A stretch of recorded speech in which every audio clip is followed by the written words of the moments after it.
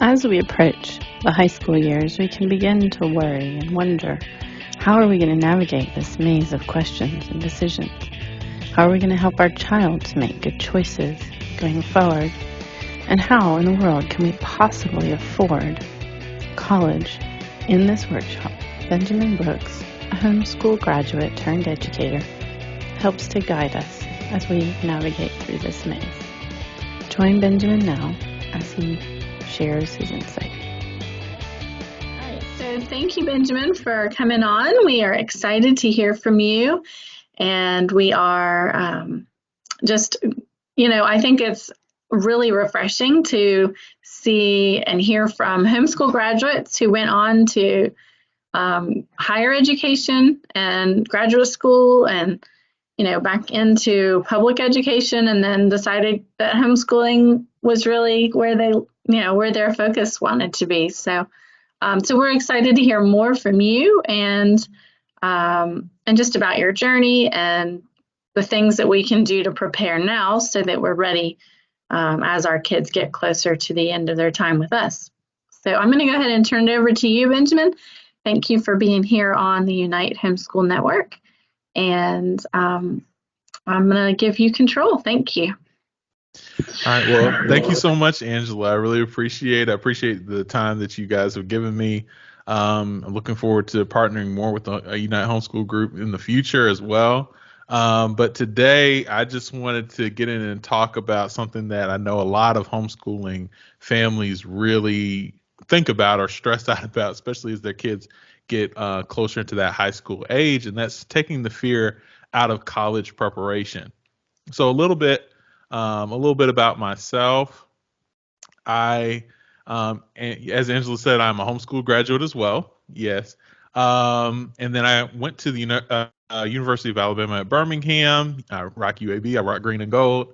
And I got my bachelor's degree in mathematics, and eventually got my master's degree in secondary education. And so what happened was, when I was at college, I actually fell in love with teaching in the classroom, funny enough, even being a homeschool graduate.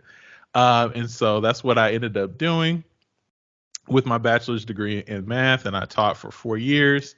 I have all these certifications to my name, just doing what you do as you're in school. But what I found, especially during the pandemic, was a lot more parents were looking at homeschooling as an option. But I think a lot of parents were like, I'm basically teaching at home right now, or in some form or fashion. Everybody was schooling from home in some way in 2020, right? And so a lot of people needed some help in terms of like determining whether they wanted to do this full time and long term. And so Mind Brewing Tutoring Company kind of came out of that, me getting various questions, not only as an educator, with a public school background, and also I also taught at the University of Alabama at Birmingham for a year, and so that was cool to get some collegiate teaching experience. But they weren't asking my example from that, but also because I was a homeschool graduate as well. And so I was like, there is this gap. It tends to be, I saw a lot of students falling off from homeschooling after junior high school. I saw that a lot when I was a homeschooling student, but even afterwards, as in the classroom, I would get students in sophomore year that were coming from homeschooling, and there are some things I was like, that's a viable option. But at the same time, I wanted to make sure that I built something to help parents have other options as well. Because I think the greatest thing, and I think I wrote this in my article, was the greatest thing about being a homeschooler is you have the control over the curriculum. You have control over what environment your student is a part of. And parents still want that, but they want to make sure that they give their student the best opportunity that they possibly can. And so we want to support families in that.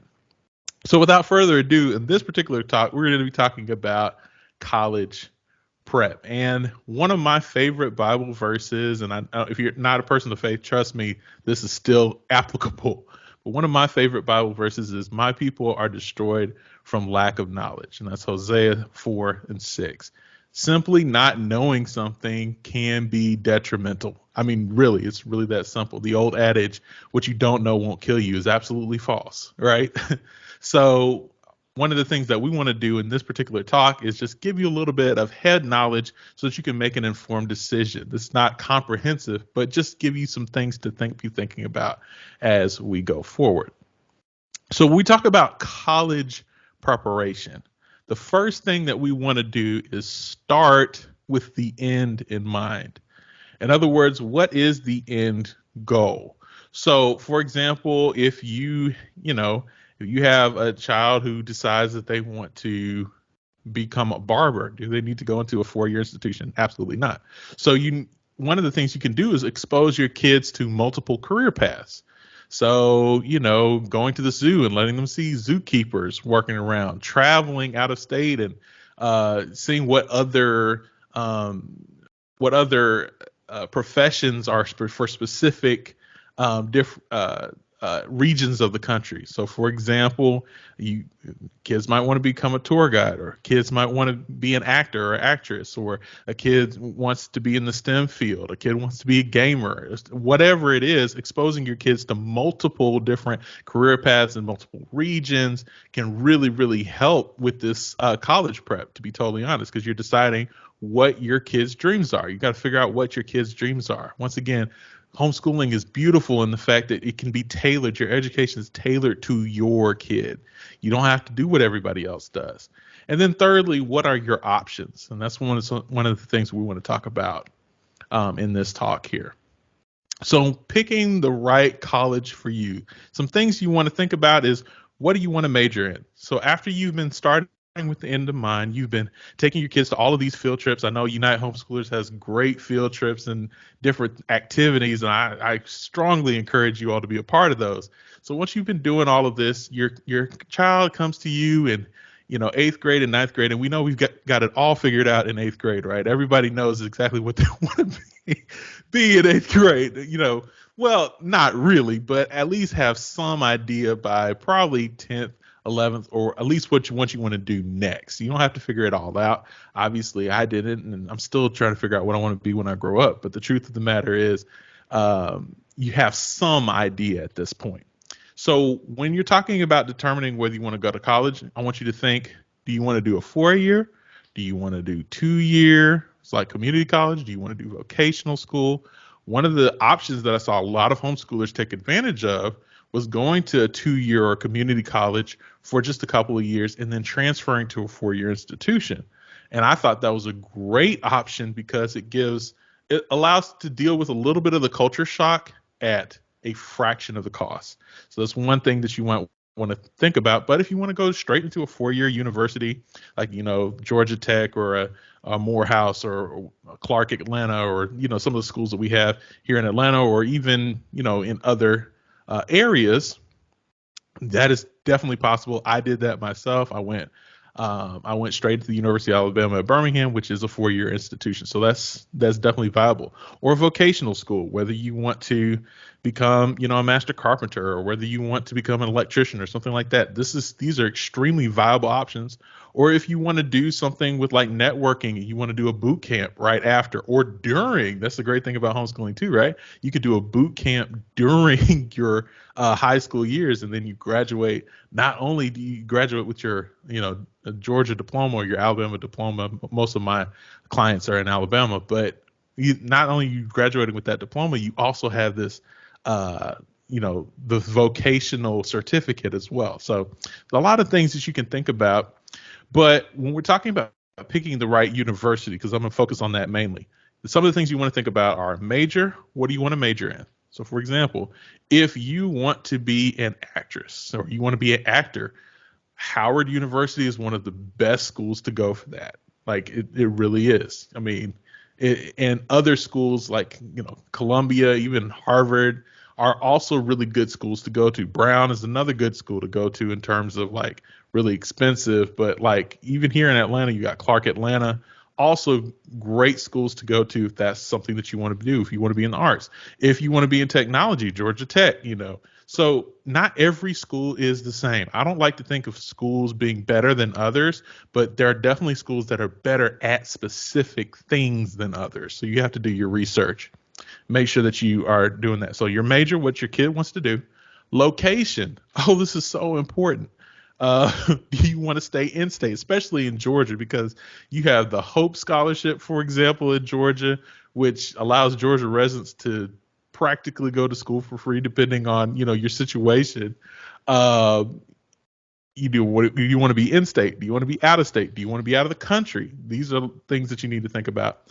Your alumni network, of course, who went to school there? Well, who are you going to be rubbing noses with? This is an important thing to think about. And then lastly, cost. And here's the thing. You do need to think about cost, but remember that if you plan early enough and you put in some to play certain things, you can mitigate that cost. So you might be like, oh, this school is like, it's $20,000 a year to go there. But if you've been doing things, you've been preparing for that, you can mitigate that cost as well. But it is something to consider. So what should you cover in high school?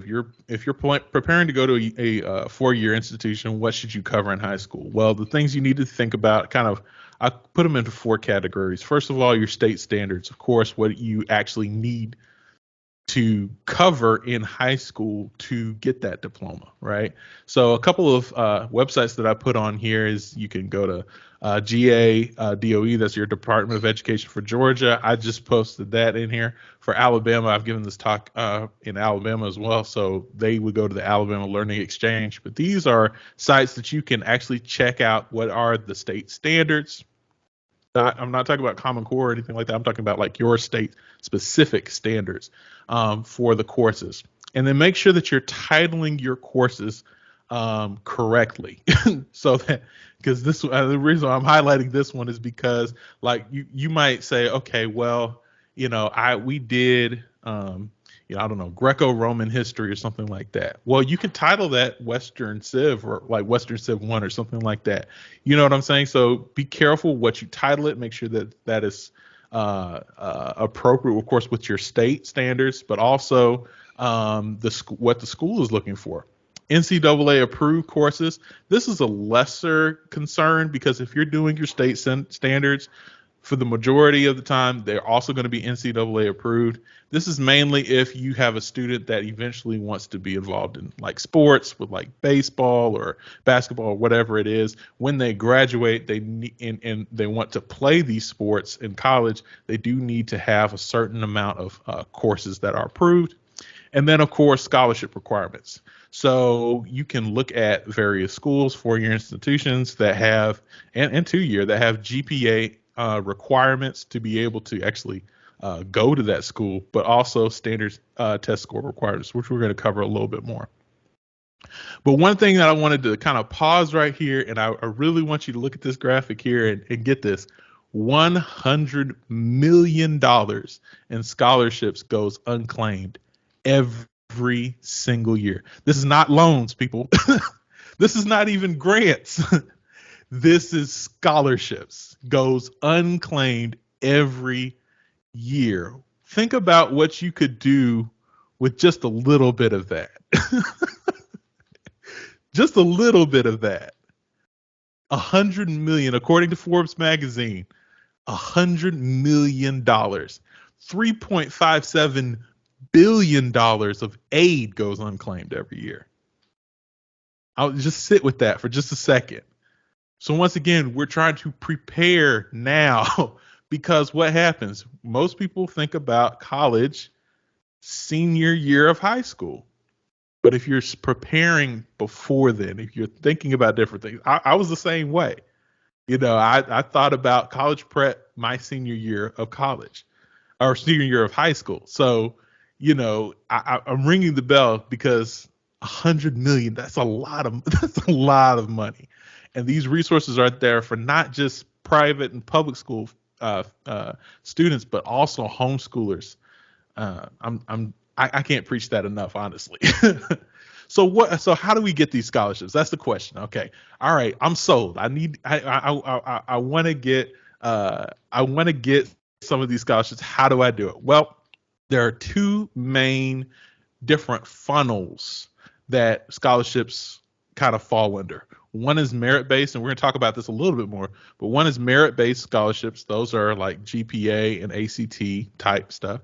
And the other is needs-based scholarships. Needs-based scholarships is usually built around, okay, this family is making, under $50,000 a year or under $100,000 a year, whatever the threshold is, and your student is now qualified for this particular type of scholarship. So it's need-based. Needs-based doesn't mean that you actually need it. It just means you fall under this particular category.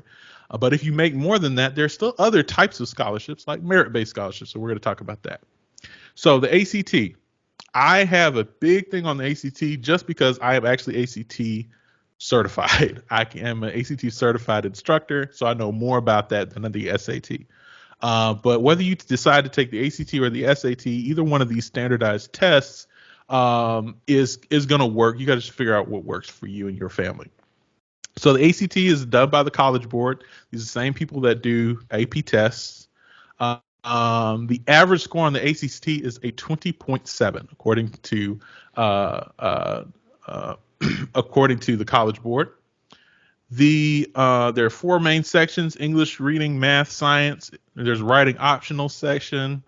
There are 215 questions, and it's a 3-hour test. Now, that to me for homeschoolers is really for anybody, to be totally honest, is one of the biggest difficulties with the ACT. It's 3 hours long. Most people have never taken a test that's that long or had to sit through a test, and that does matter because by hour 2, your brain starts to be a little not where you want it to be. But the beautiful thing is after you take it the first time, and this was not always true, this has just come out in the past few years.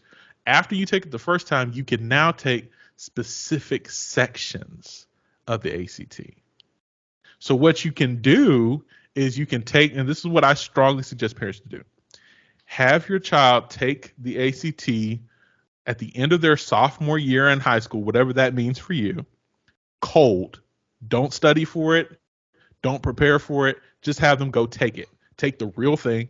Why? Because it's supposed to be comprehensive. It's supposed to basically take in everything that you've learned up to that point. That's too much. That's too much to study for.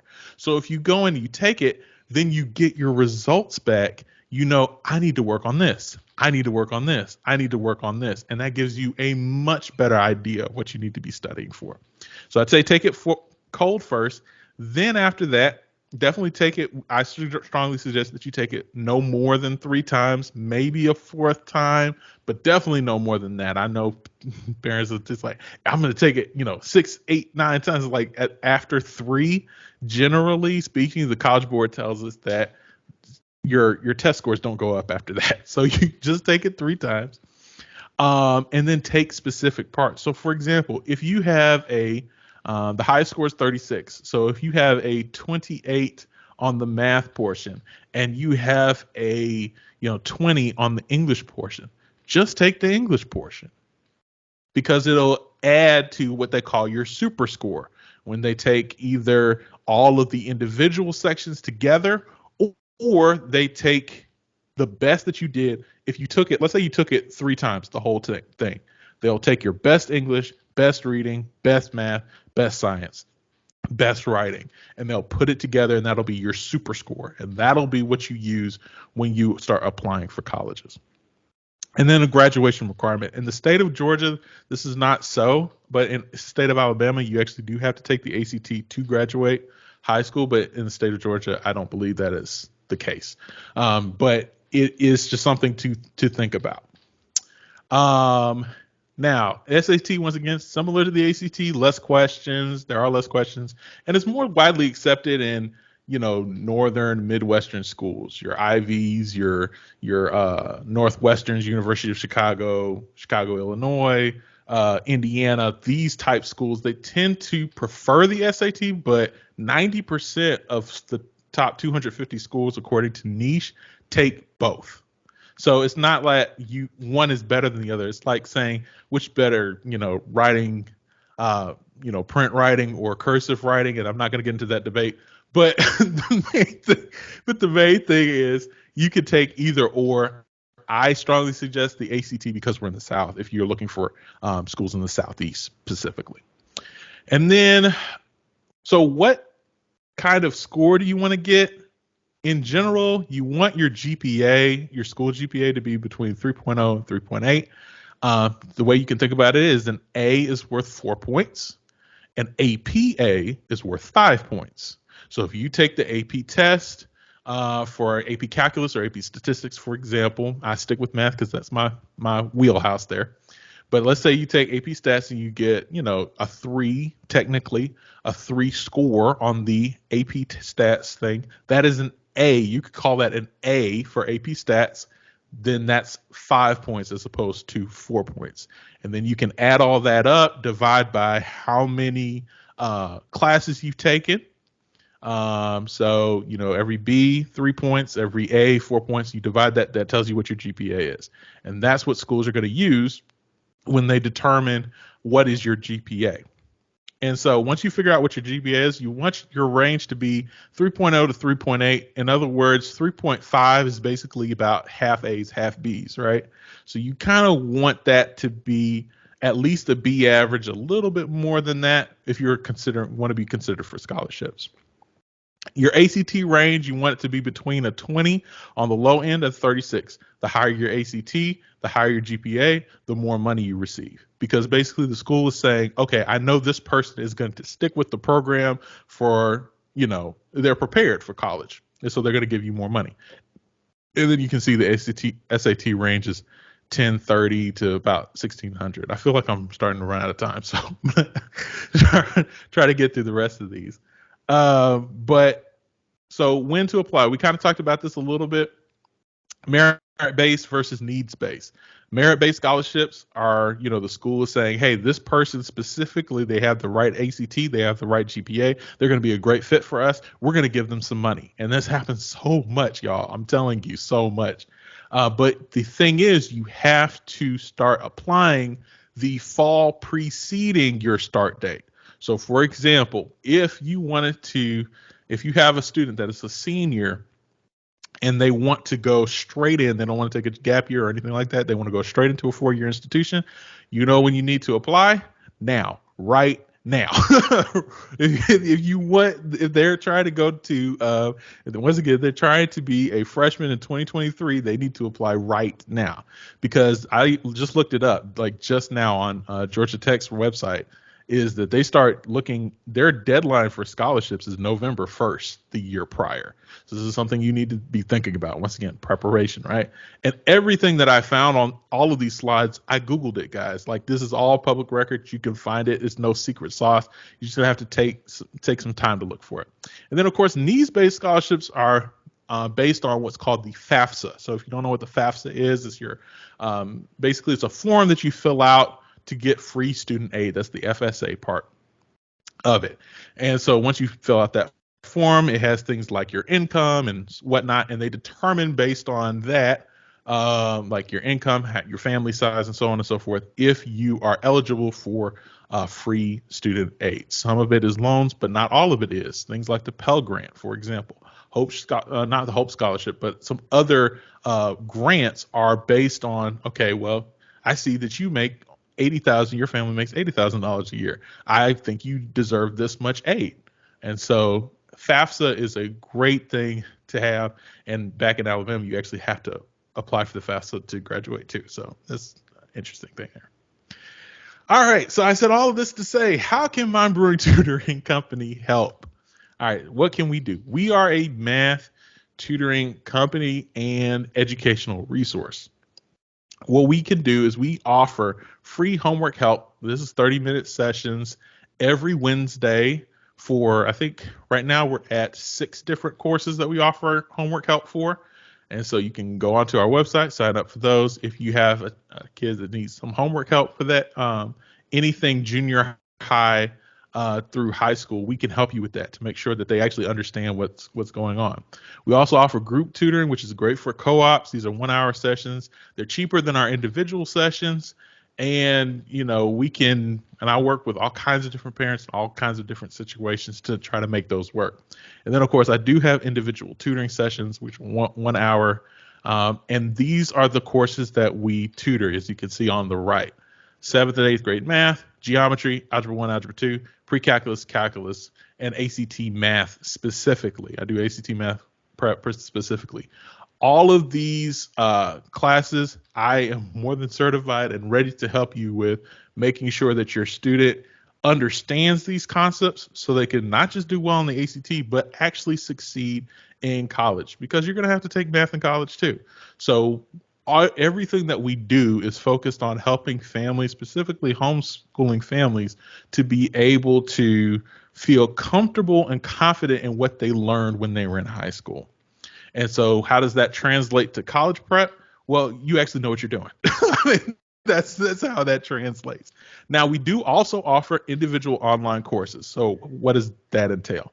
Basically, I will work with families, and it is me right now, but I will work with families to be basically a private teacher to them. We build out a completely work at your own pace online course. Like if you went to a college and you've ever taken a class like a Coursera or something like that, or anything like that, it's just another online course where the videos are me. I work with this company called Delta Math, and we build out all kinds of different things and make sure that the students have those.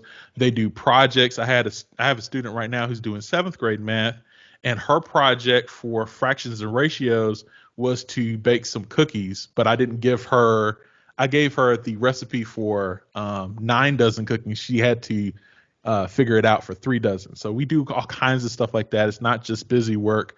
And we work with our parents very closely one-on-one with that. So we have online courses that I teach, but we also have all of these other free tutoring, group tutoring, and individual sessions. And so that's pretty much all that I've got for today. This is kind of, if you are watching right now, you can actually pull your phone up to the screen, or should be able to, and you can see the QR codes for our mailing list. If you join our mailing list, you will get a coupon code for any of the sessions that we offer. So once again, do 7th grade, 8th grade math. Your kids need some help with that, you can do that. You can see our website, pull up our website to get a little bit more of a look at what we're doing. Please check out our Facebook and Instagram as well. I just posted a video where I talked about co-ops. So I'm always trying to add different things. I just reposted a interview that I did with the vice president of Stillman College.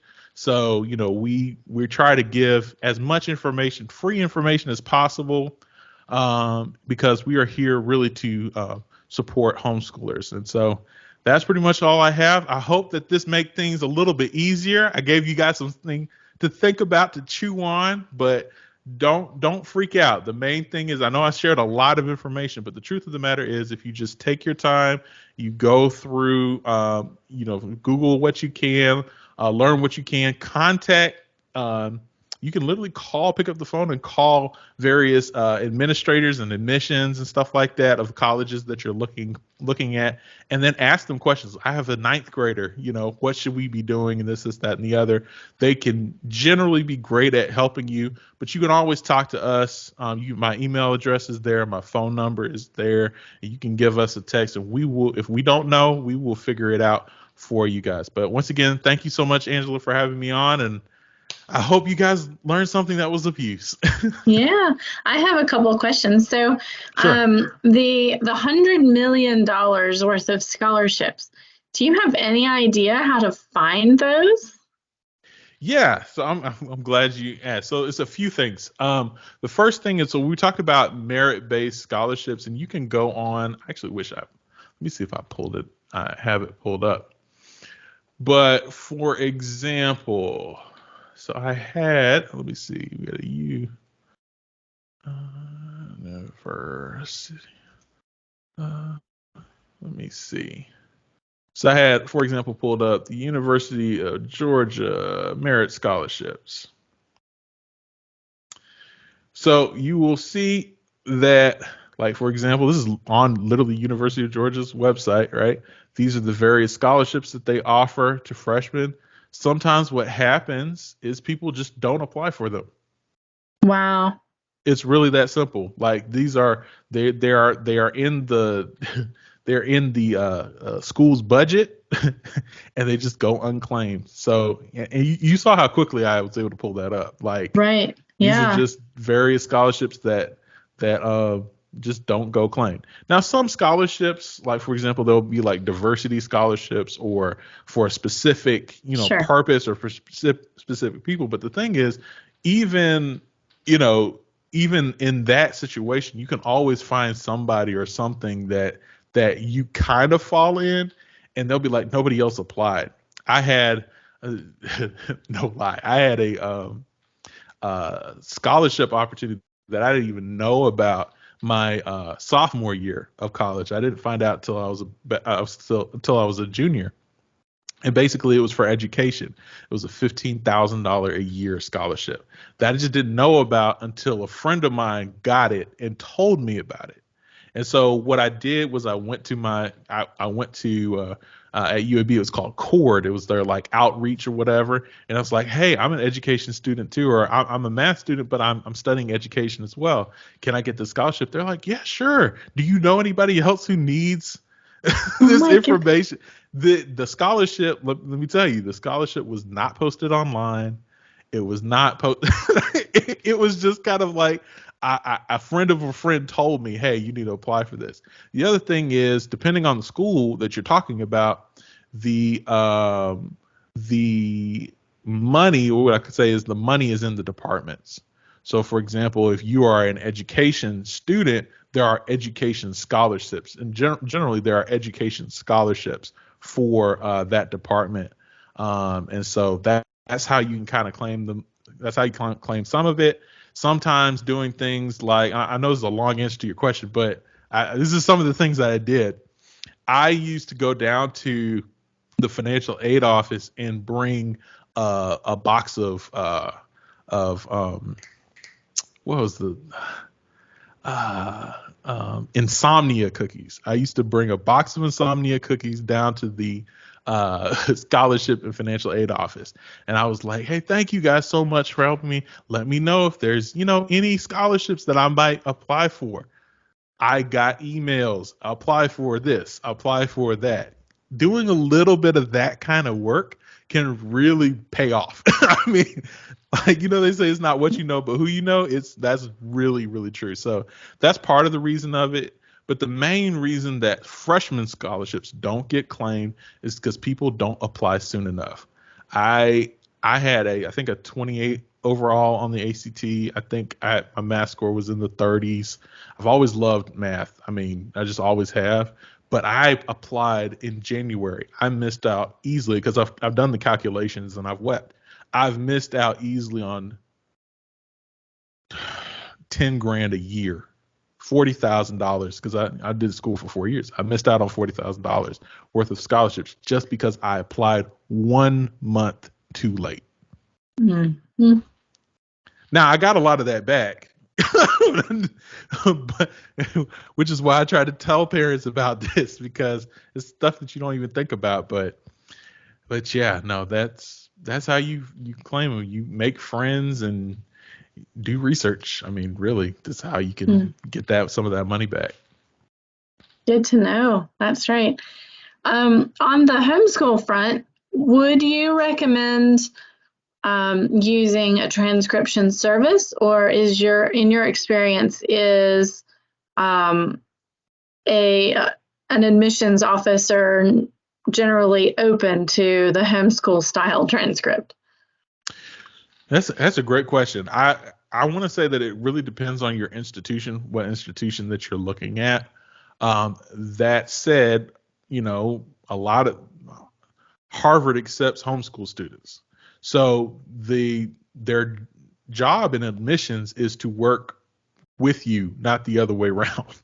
And so I would say, I've found so let me back up. My mom never used a transcription service. She did all of our transcripts through a cover school that we were part of. And we never had any issues with, my brother went out of state school. I went in state. We didn't have any issues whatsoever. The main thing was that our ACT scores backed up what was on our transcript. That was the big thing for us, because a lot of people are like, I don't like standardized testing, this, that, and the other.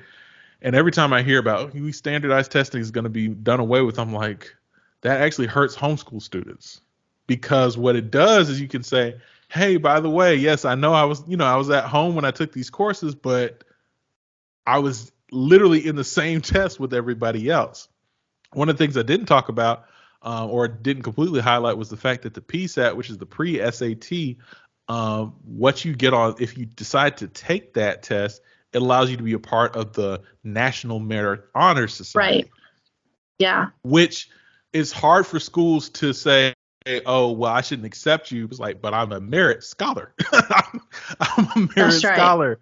So that's why I would say, like, in answer to your question, I don't think a transcript service is necessary. It can be helpful. Don't get me wrong. It can be helpful. I don't think it's necessary, but I think, like, as far as admissions is concerned, and I actually worked in admissions at UAB for a little bit in undergrad, but as far as admissions is concerned, the biggest thing is, do your ACT scores reflect what it is? So what your GPA says. If you have a 4.0 GPA and your ACT is a 12, then it's hard for me to justify. So that would be my thing. Now, that's not to stress people out about your ACT score. I mean, it's like, oh no, that doesn't, the beautiful thing about, well, not the beautiful thing about the pandemic, but one of the things that it did was it made a lot of students, a lot of universities not start accepting students without a score. So if you don't score as highly, one of the things you can is opt out of sending in your standardized test score. So that's something that you want to do, then you can do it. But if we're talking about specifically scholarships, as this talk was talking about, then that ACT, that SAT score is extremely important in showing colleges, yes, I know what I'm doing, and so on and so forth. So that was a long answer to say either or. Okay. Sure. But it's not necessary. Right. And so the PSAT, I remember reading about the National Merit Society and the PSAT. What age would you recommend taking that PSAT? So according to the research I did, basically the PSAT, you can take it all the way up to the third year of your high school years. So basically junior year is the last year you can take the PSAT to be considered. I strongly suggest that people take it in 9th grade.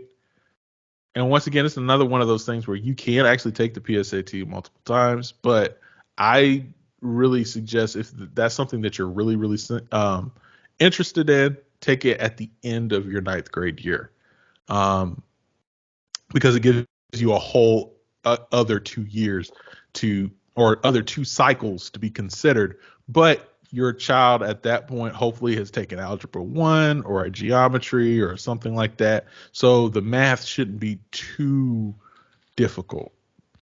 So that's really, honestly, to me, the biggest deciding factor on when you take any of these tests is how much math have you covered.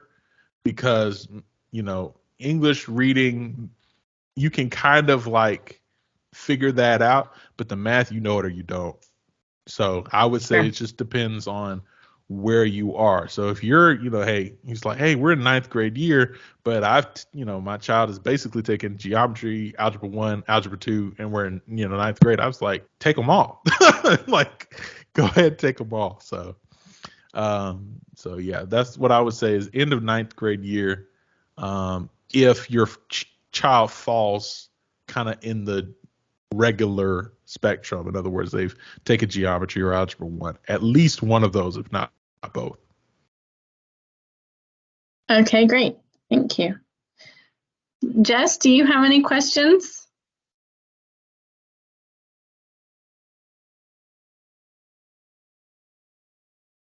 And if anybody has questions in the chat as well, I can see that. Okay. Yeah.